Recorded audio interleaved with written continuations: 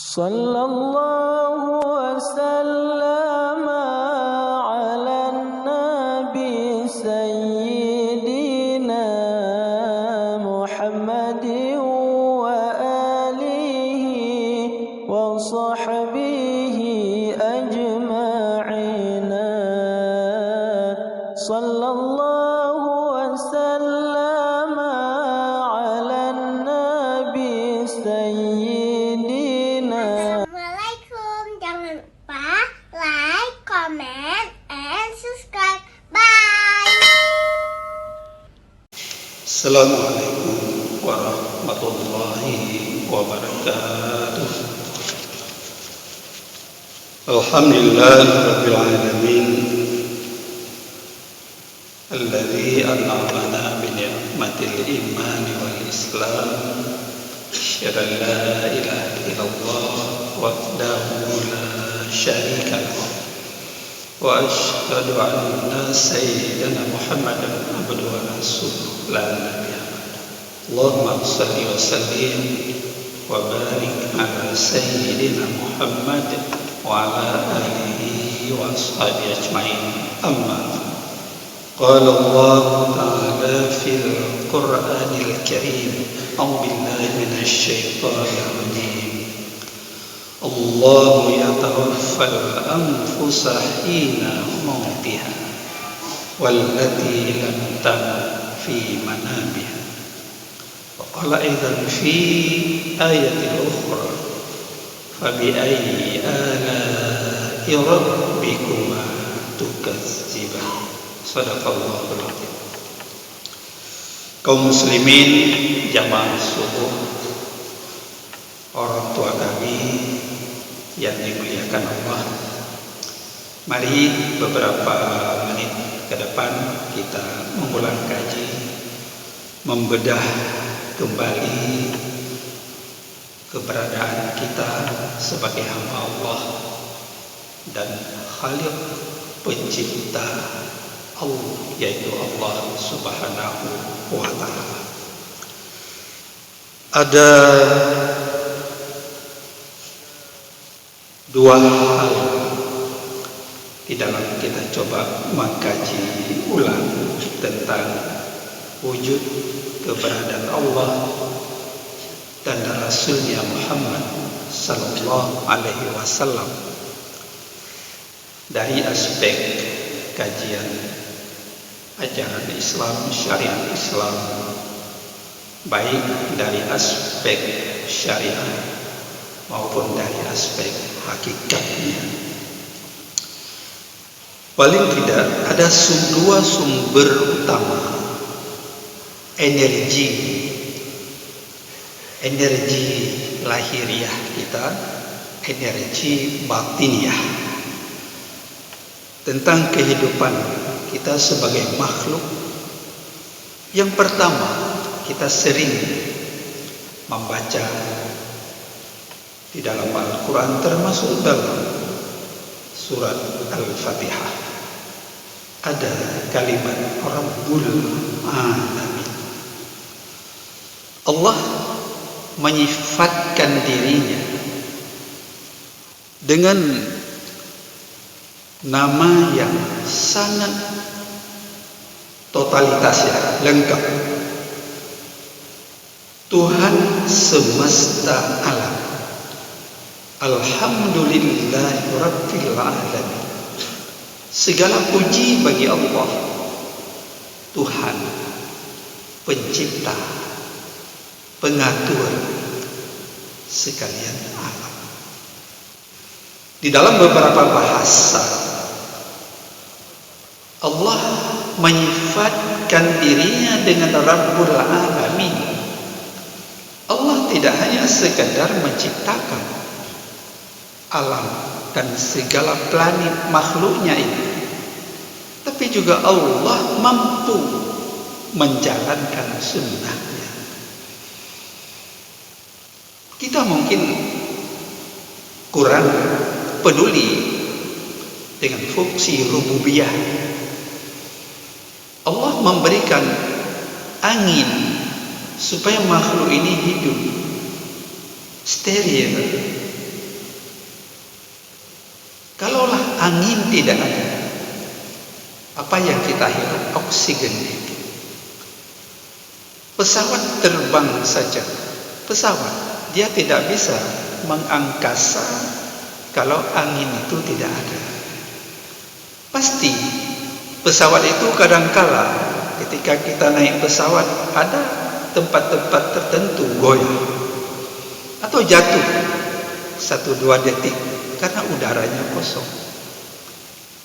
Besi pesawat yang begitu berat tapi bisa mengangkasa karena disesuaikan dengan sunatullah oleh makhluknya yang diberi akal, diberi ilmu juga oleh Allah, disesuaikan sehingga dia bisa naik mengangkasa jauh dari bumi. Burung ketika dia pagi hari mau terbang tidak ada udara juga tidak bisa. Jadi ada koneksi sebab akibat kausalitas antara sifat rububiyah dengan alam yang Allah ciptakan.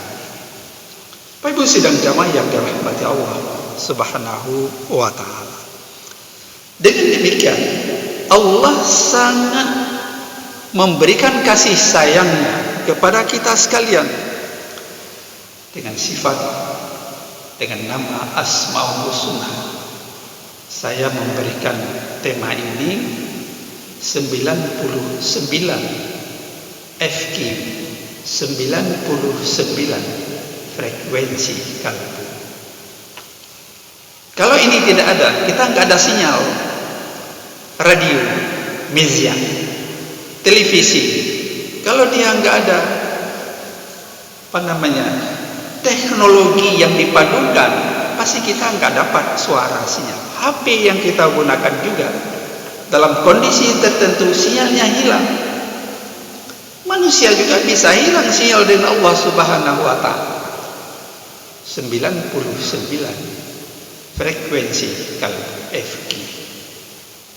Ini yang pertama. Yang kedua, ada kalimat rahmatan lil alamin. Tidak hanya Rabbul Alamin, Allah sifati dirinya, tapi ada rahmatan lil alamin, rahmat bagi semesta alam. Dunia ini tak hanya dihuni oleh makhluk manusia, tapi jamaah sekalian dan para pendengar juga bumi ini dihuni oleh makhluk-makhluk nabati, hewani dan lain sebagainya. Dari dua hal ini melahirkan 3 konsep filosofis. Yang pertama, ta'abudi. Ta'abudi itu adalah menjaga alam, bagian kepatuhan, ketundukan kita kepada Rabbul Alamin, kepada yang memberikan rahmat bagi semesta alam, menghormatinya, menjaganya. Dalam fikih disebut dengan istilah wajib menjaga alam ini, sunatullah. Kalau manusia tidak menjaga alam, al-fasad, kerusakan di mana-mana. Inilah yang disebut di dalam usul fiqh maqasid asy-syariah, tujuan Allah nepetreun syariat ke bumi ini. Ada hifzuddin, menjaga agama. Ada hifzun nafs, menjaga jiwa. Ada hifzul mal, menjaga harta. Ada hifzul akli, menjaga akal. Dan ada hifzul nafs, nasli, menjaga keturunan. Ini yang pertama, melahirkan ta'budi, penghambaan diri kita dan Allah Subhanahu wa taala.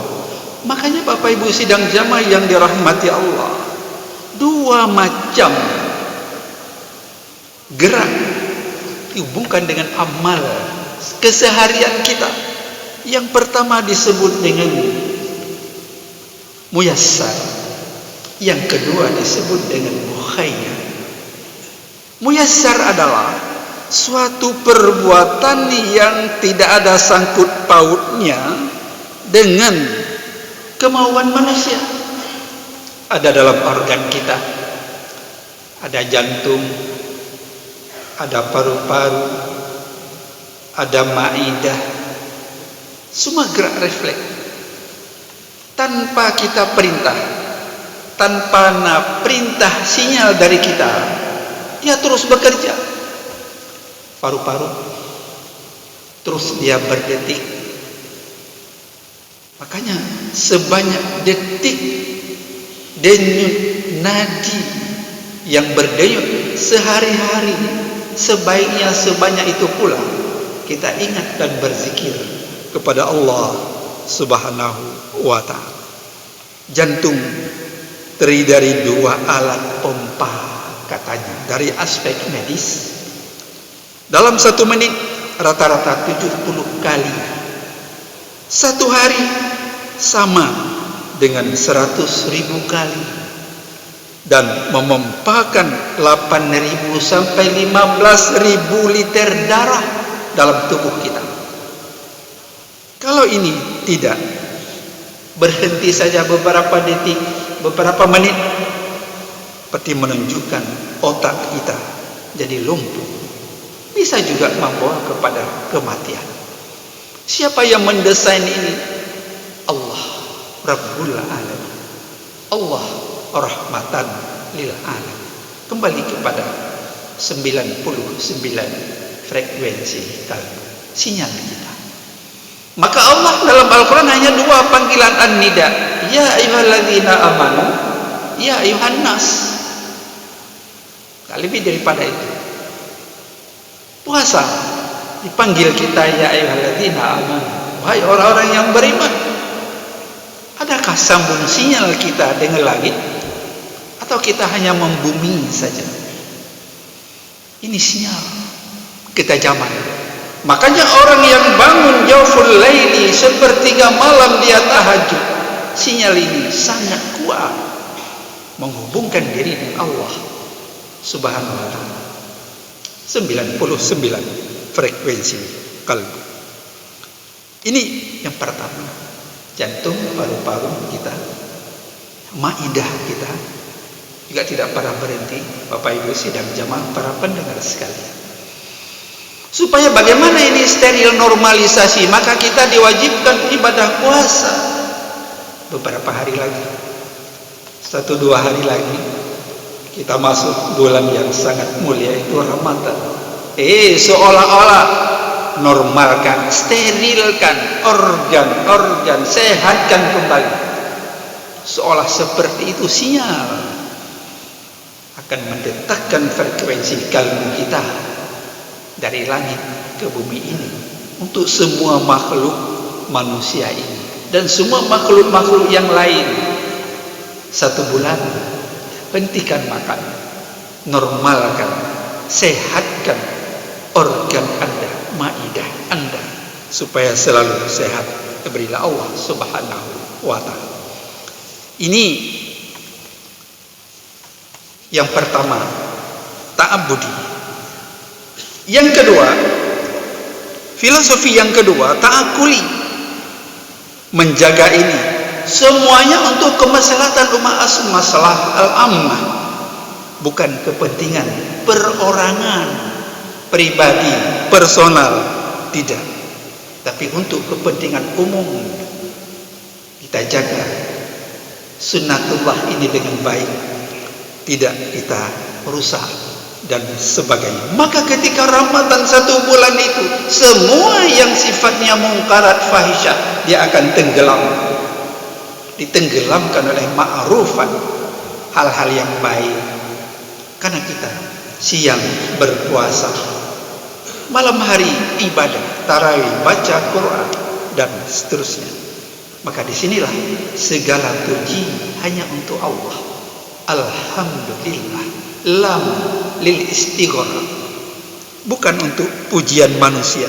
Segenap pujian itu pujian rasa syukur lil ghayah, menunjukkan tujuan semata-mata untuk Allah Subhanahu wa ta'ala. Ini yang namanya musayyar. Ada anatomi kita, yang tidak ada sangkut paut dengan perintah kita, tapi dia terus bekerja sampai akhirnya hidup diberi ajal kita oleh Allah Subhanahu wa taala. Yang kedua, ada yang disebut dengan mukhayyar. Ini ada pilihan, ada campur tangan diri kita, seperti beban taklif oleh Allah.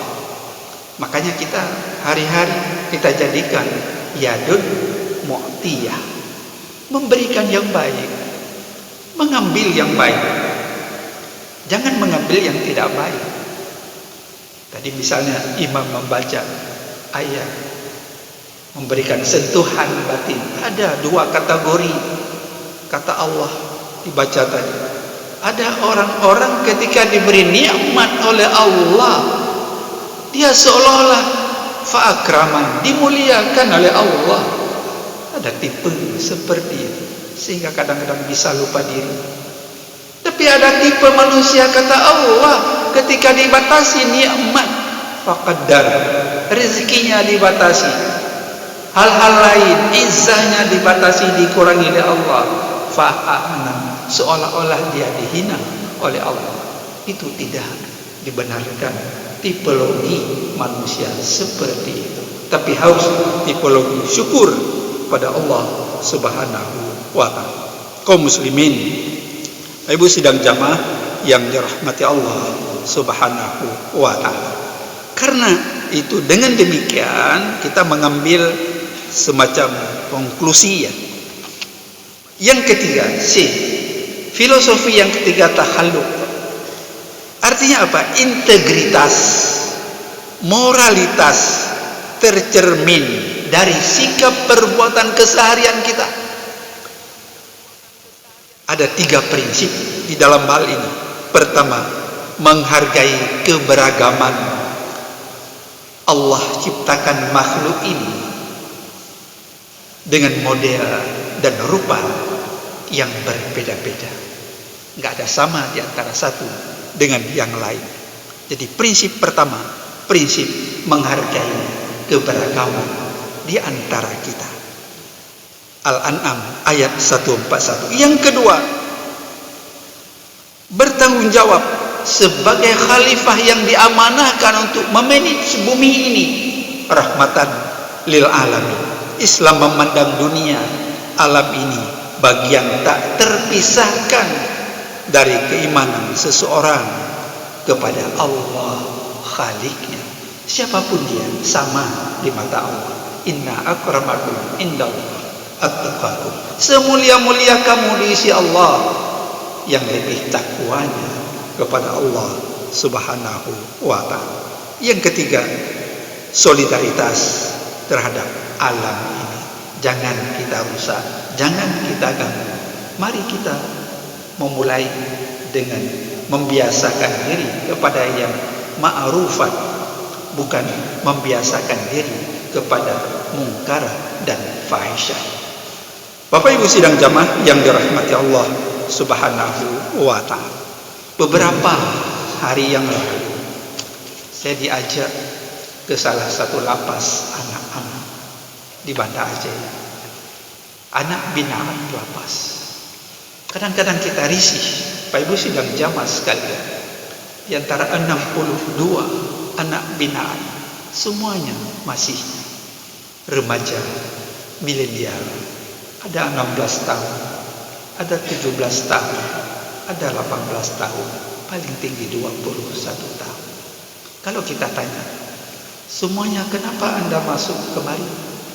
Karena persoalan yang sama dijawab, karena pergaulan bebas, hubungan seks bebas, pre-seks dan sebagainya. Ini sangat-sangat memberikan sebuah filosofi ya, untuk mengkaji ulang kepada kita sekalian bagaimana memperkuat prinsip Rabbul Alamin, dan prinsip yang kedua rahmatan lil alamin, menjaga tidak rusak, cepat datangnya kiamat. Semua karena presek. Bagaimana dengan kondisi orang tua? Tanggung jawab orang tua di dalam membina anak. tanggung jawab ku anfusakum wa ahlikum nar. Ya, tentu kita perlu ulang kaji ya, kenapa ini terjadi semuanya. Bapak Ibu sedang jamaah yang dirahmati Allah Subhanahu wa taala. Salasun la yuakharun. Ada 3 hal kata Rasulullah tidak dinilai gegabah. Tidak paling baik, cepat, tidak dinilai dia memperlambat. Ada 3 hal. Yang pertama, as-salatu iza hazar. Ketika tiba waktu salat, waktunya tiba, kita cepat, itu bukan gegabah, tapi sunnah. As-salatu ala miqatiha. Yang kedua, wad-dainu iza hal. Utang apabila jatuh tempo kita bayar. Kalau kita ada puasa yang lalu, Ramadan yang lalu masih ada utang, ini masih ada 1 hari lagi membayar kembali. Kalau ada utang antara satu muamalah dengan yang lain, jatuh tempo kita bayar kembali, bukan tergesa-gesa. Itu sunnah itu kita lakukan. Wal ayyamu idza hadara kufuha. Dan kalau ada datang orang meminang anak gadis kita, dia sekufu, maka terima. Ini bukan tergesa-gesa, tapi itu sunnah. Memang ada hadis tergesa-gesa dari syaitan, tapi 3 hal ini tidaklah dianggap tergesa-gesa. Yang pertama, tiba waktu salat kita lakukan segera. Kemudian ada utang piutang kita bayar, jatuh tempo. Dan ada orang datang meminang anak kita sekufu, terutama dalam bidang agama, pendidikan, akhlak, keturunan, terima, kata Rasulullah sallallahu alaihi wasallam. Ibu jamaah para pendengar yang dirahmati Allah Subhanahu wa taala. Dengan demikian, mari kita mengatur, memanage kehidupan ini dengan baik, dan kita persiapkan diri kita, manajemen kalbu kita. Kemudian 99 Asmaul Husna, frekuensi kalbu kita kuatkan sinyal, dan kita perbanyak dengan amal ibadah pada Allah Subhanahu wa taala. Dan semua itu kita mulai dengan nama Allah. Bismillahirrahmanirrahim. Kullu amrin la yubda'u bismillah fahuwa abtar atau fahuwa aktar. Setiap perbuatan yang baik, kata Rasulullah, tanpa dimulai dengan nama Allah, dia itu terputus. Kita masuk dalam rumah, kita keluar rumah, semua kita mulai dengan nama Allah Subhanahu wa ta'ala. Sehingga ada yang menulis, Rasulullah dianjurkan oleh Allah setiap surah di dalam Al-Quran dimulai dengan nama Allah Subhanahu wa ta'ala, kecuali surah At-Taubah. Mudah-mudahan Bapak Ibu para pendengar yang dirahmati Allah, kita diberi kesehatan, diberi keberkatan umur, sehat. Mari kita niatkan dengan Bismillahirrahmanirrahim. Semoga kita diantarkan di dalam bulan suci Ramadan 1445 Hijriah ini, dan kita merasa senang menyambut, menunggu kedatangan bulan suci Ramadan. Rasulullah juga ketika Ramadan tiba, beliau sambut dengan lapang dada. Marhaban ya Ramadan. Marhaban dari rahbun, artinya lapang, luas. Walaupun rumah kita sempit, tapi jadi luas. Walaupun kurang-kurang rezeki, tapi seolah-olah qanaah, puas dengan apa yang Allah berikan. Kalau nanti akhir Ramadan, Rasulullah malah sedih karena bulan yang agung berpisah dengannya. Demikian Bapak Ibu para pendengar sekalian, lebih kurang Tuhan lagi maaf. Wallahu waliyut taufiq wal hidayah. Assalamualaikum warahmatullahi wabarakatuh.